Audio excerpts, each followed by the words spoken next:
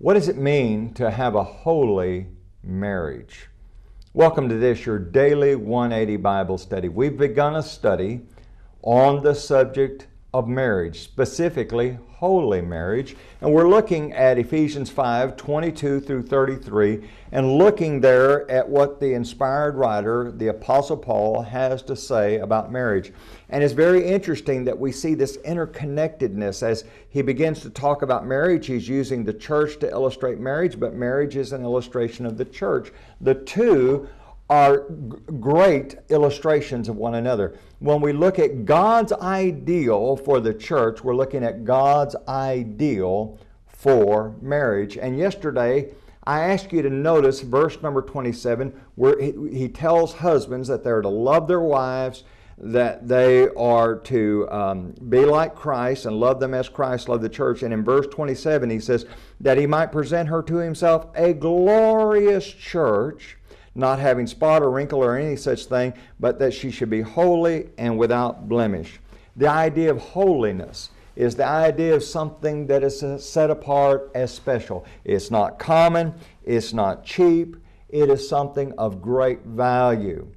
Think about the temple. The temple was set aside as holy. The furniture in the temple was set aside as holy.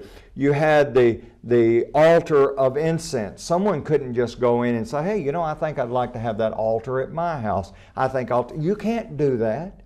That altar is holy. It's been set aside for the purposes of God. If you remember the story of Uzziah, he entered the temple in 2 Chronicles 26, and we see that he decides that he's going to go in and burn incense, and the priests come in after him and say, you can't do that.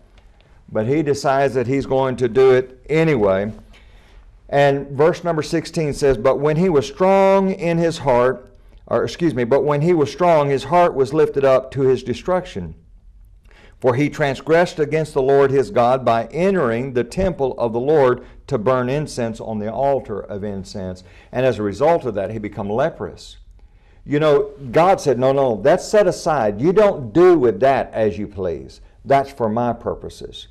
The same concept needs to apply to the church. And here in Ephesians 5, we see the same concept applies to marriage. Marriage is to be considered holy. Join us again tomorrow.